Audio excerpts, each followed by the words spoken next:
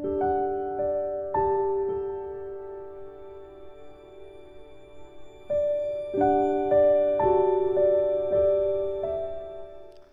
this is Dr. M. Buchaya, lecturer in Commerce, Government Degree College, Srisailam Project, Nandyal District. So, today I am going to present the topic titled Cost of Capital and the types of cost of capital.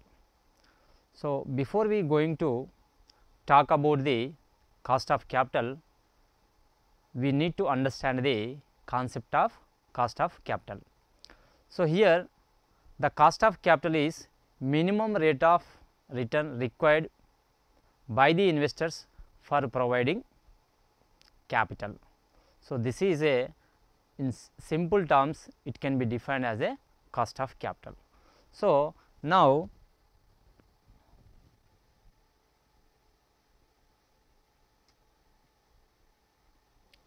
see the cost of capital. After learning this concept, the basic objective of learning this concept is to decide whether the cost of capital is more than the return earned by the funds invested in the firm.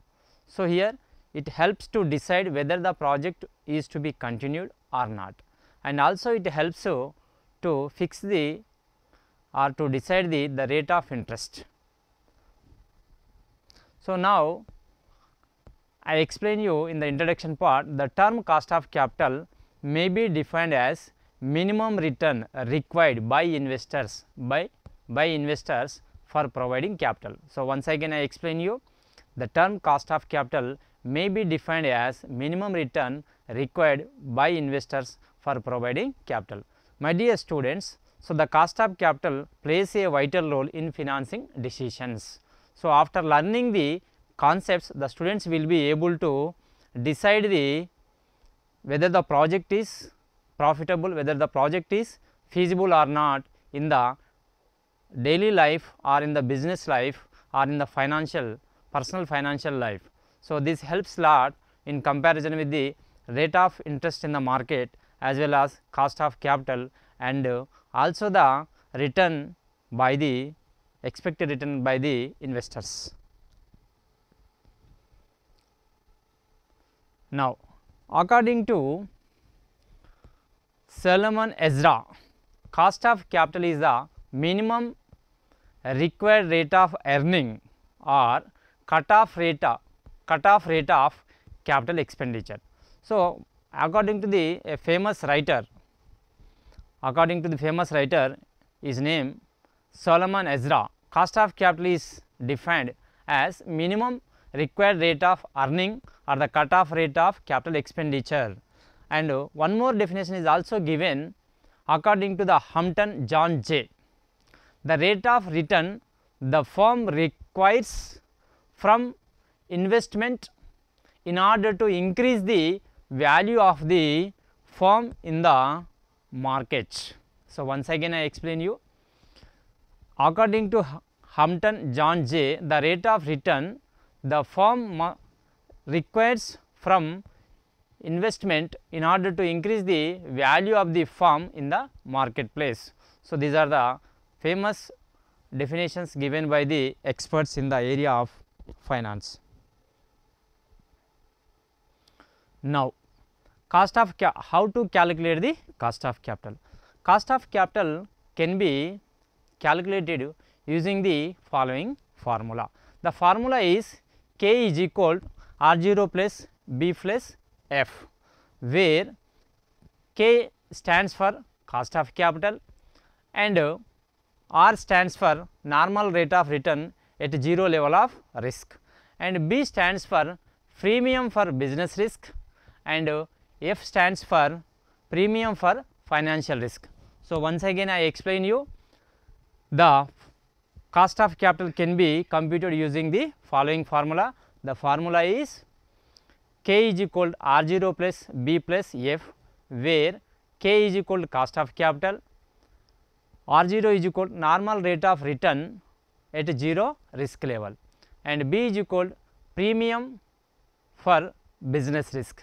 premium for, next F is equal premium for financial risks. So, this is the formula normally used to calculate the cost of capital.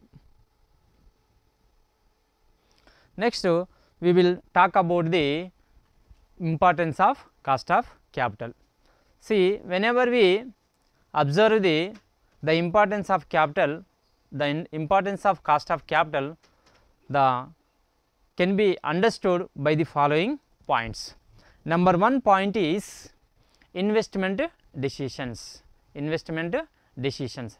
See, normally in any proprietor or the investment or the any person who wants to start the business or who wants to invest his money in the any company or any firm, he has to compare with the cost of capital with the rate of return earned by funds employed by him.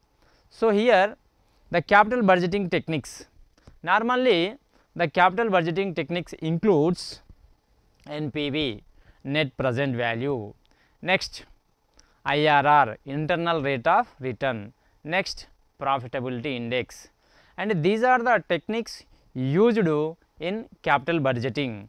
So, here NPV, net present value, when the net present value is higher, then only the project can be accepted. IRR, internal rate of return, internal rate of return is also the important criteria to decide the whether the project is accepted or can be rejected. Also, we can use the profitability index. The profitability index is also used in capital budgeting techniques, whether to accept the project or whether to reject the project. So, in this manner the cost of capital plays a vital role in financing decision, particularly in capital budgeting techniques. So, the cost of capital is the benchmark. Based on the cost of capital only we will expect the rate of return to be earned by the firm to get the or to maximize the value of the firm.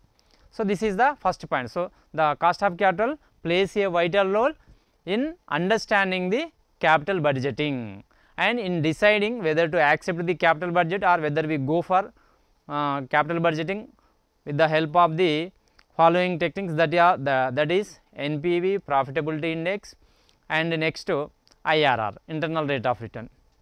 Next, investment decisions. In investment decisions also normally we think basically on the returns. When the returns are higher than the cost of capital, then only the project can be accepted. So, in this manner the cost of capital plays a vital role in making the investment decisions. So, as a financial manager, you must understand the role of cost of capital in deciding the whether the project investment is feasible, whether the project investment is profitable by using the cost of capital. The cost of capital works, the cost of capital is taken as a basis for deciding the whether the investment is feasible, whether the investment is profitable or not. And next point is financial planning. See, in daily life also, in business life also, in personal life also, we have to use the cost of capital as the benchmark to decide the financial planning. Say for example, in the financial plan normally we have planned one investment project. So, then we have to calculate the net present value of the investment proposal. Then we have to compare with the investment. When it is positive, then the project will be accepted or the project will be executed. So, in this manner, in the financial planning also the cost of capital plays a vital role in designing the financial planning. So, now in importance of cost of capital, last but not least, evaluating the project viability. Normally in joint venture or in any business, whether the project is viable means simply what is the amount of funds to be employed in the project, and the cost of the funds to be employed will be compared with the returns to be earned by the employment of amount of funds in that firm. So, when the returns are higher than the cost of capital, then automatically the project is viable, the project is feasible. So, in this manner we understand that the students will be able to understand in personal finance life also, in business finance life also, they are able to know the importance of the cost of capital, how the cost of capital is crucial for a decision making in capital budgeting, investment decisions and financial planning and new projects viability.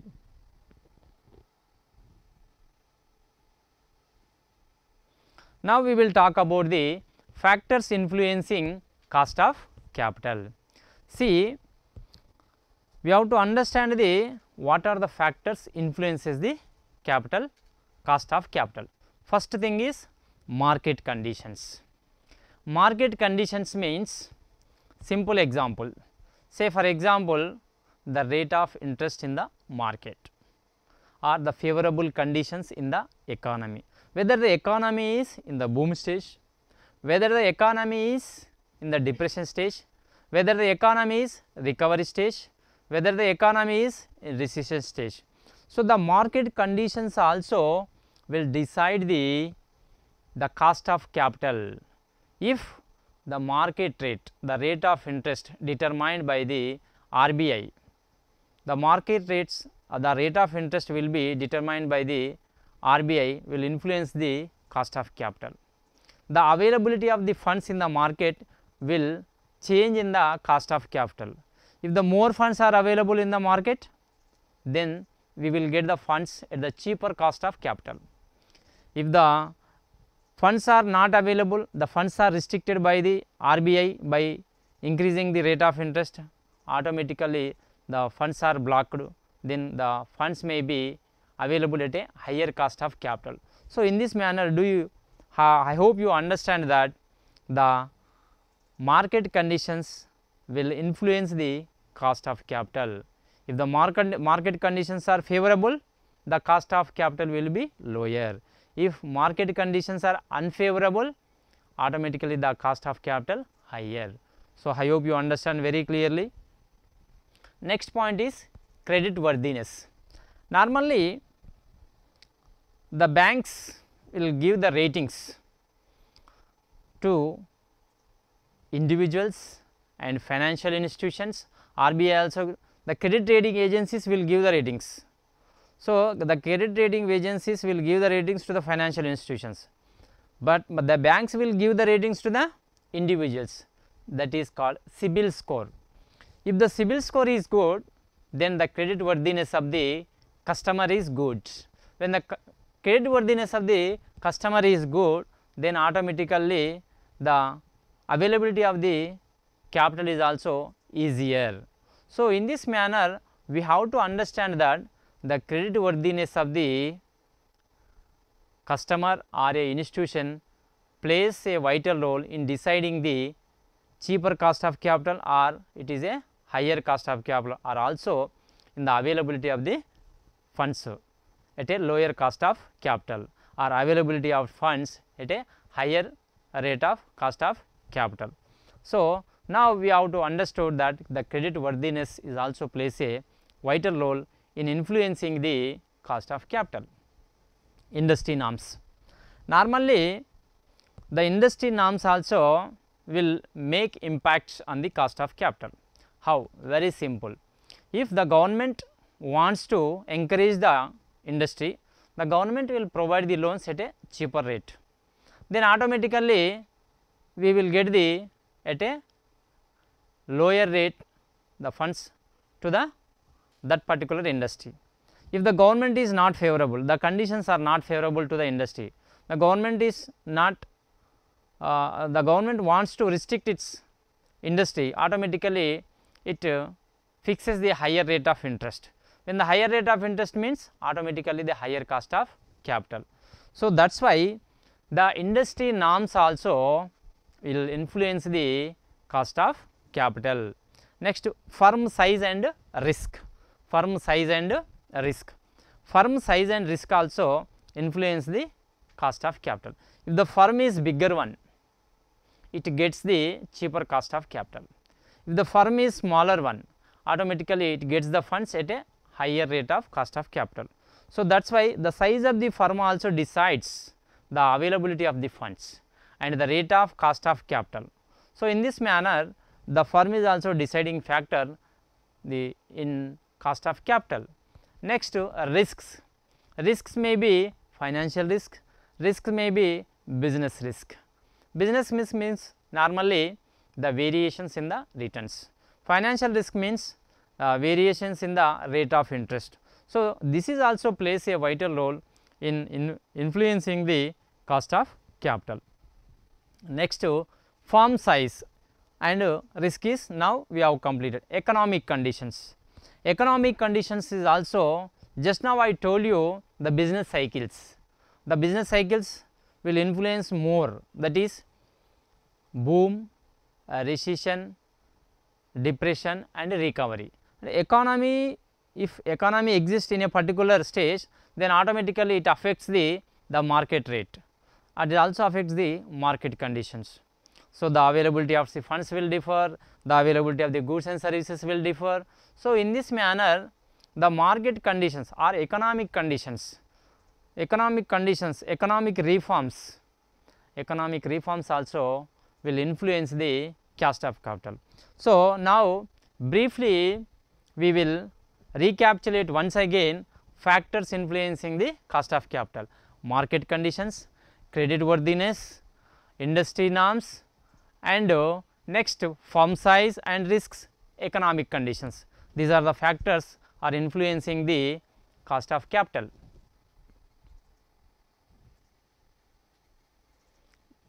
What are the benefits of the cost of capital? Just now we also discussed the importance of the cost of capital. Just briefly once again we will look at the what are the benefits by studying the cost of capital. Informed investment decisions. Informed investment decisions means when you understand the cost of capital, how it affects the value of the firm, we will make the informed investment decisions. For otherwise we will fail in taking the informed investment decisions if you do not understand the concept of cost of capital. Next, optimal capital structure. The cost of capital also plays a vital role. Optimal cost of capital structure. Optimal capital structure. Optimal capital structure means the judicious use of debt and equity which maximizes the value of the firm is known as the optimal capital structure. So, it means when you compare the trade off, when you compare the cost of capital with the return earned by the investment, then we will make a trade off between the risk and return of debt and equity will decide the optimal capital structure. Now, improved financial performance. If you study, if you understand perfectly the cost of capital, automatically we will take the informed investment decisions. It leads to the improved financial performance of the organization. So, this is the benefit of the studying the cost of capital. Next one, enhanced shareholder value. Enhanced shareholder value means automatically if you have taken the informed decisions, that leads to the optimal capital structure. The optimal capital structure leads to the improved financial performance. The improved financial performance ultimately leads to the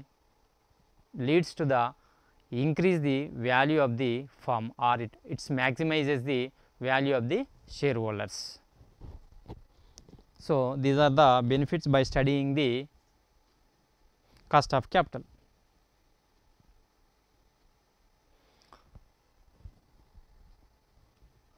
Now, we will talk some more points, key points, varies across firms and industries.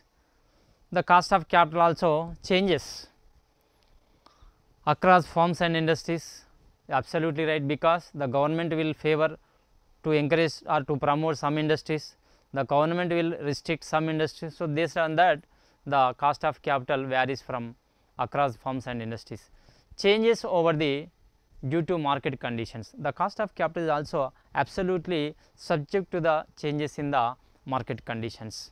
Next one, the weighted average cost of capital reflects firm's overall capital, and where the weighted average cost of capital is minimum, there will be the maximum value of the firm. And next one is capital for essential for capital allocation decisions.